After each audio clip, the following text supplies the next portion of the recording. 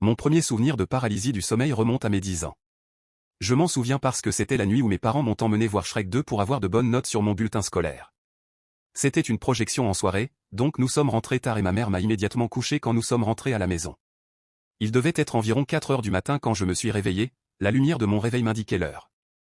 Je ne pouvais rien ressentir, ni mes pyjamas contre ma peau, ni la chaleur de ma tête sur l'oreiller. Je pouvais sentir mes bras et mes jambes, mais ils semblaient lourds, comme si un grand poids les maintenait en place. J'ai essayé d'appeler, mais je ne pouvais pas, ma voix était coincée dans ma gorge, mes lèvres incapables de bouger. J'ai émis un faible grognement qui ressemblait à un croassement de grenouille croisé avec un gémissement de zombie, mais c'était tout. Je pensais être mort, que c'était ce que ressentait la mort, être éveillé mais incapable de bouger ou de le dire à quiconque. Mon esprit luttait avec l'idée d'être placé dans un cercueil, incapable de dire à quiconque que j'étais toujours vivant ici, incapable de bouger ou de dire quoi que ce soit quand le couvercle se refermait et qu'il me mettait dans la terre, toujours vivant. Ma peur a diminué lorsque j'ai senti mon cœur battre dans ma poitrine en réponse à ma quasi-attaque de panique. J'ai aussi pris conscience de ma respiration, qui ralentissait à mesure que la peur diminuait. J'ai un peu calmé, pensant que ce n'était qu'un rêve. C'est alors que je l'ai vu pour la première fois. Monsieur Brown Stickleg. Il se blottissait dans le coin de la pièce près de mon placard.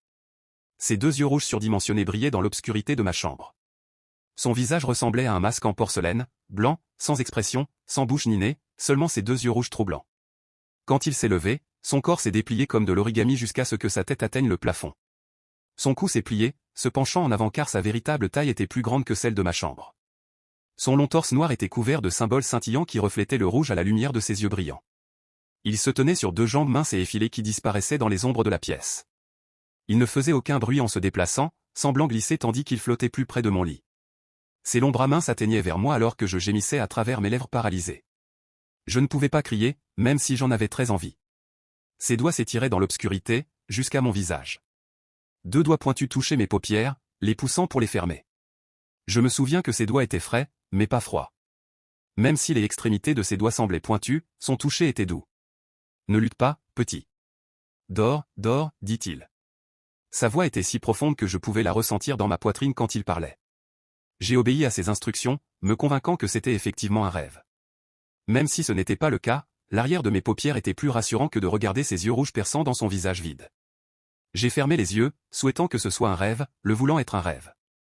Je me suis réveillé le lendemain matin, heureusement capable de bouger, de marcher et de parler. J'ai expliqué ce que j'avais vu à mes parents, qui ont tous deux convenu que c'était un rêve.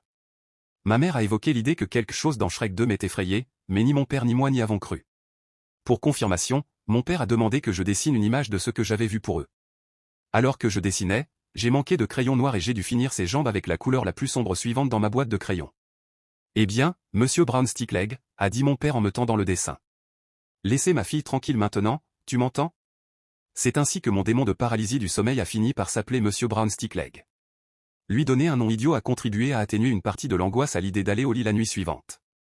Mon père a même fait une inspection de la pièce, l'appelant. Ici Monsieur Brown Stickleg, disait-il, sifflant comme s'il appelait un chien. Cela m'a fait rire et tout l'épisode a semblé plus amusant que effrayant. Mais une fois qu'ils m'ont couché et qu'ils ont éteint la lumière, j'ai senti la terreur revenir.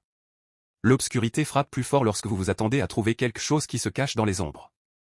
Je ne sais pas combien de temps j'ai cherché, mais j'ai fini par m'endormir.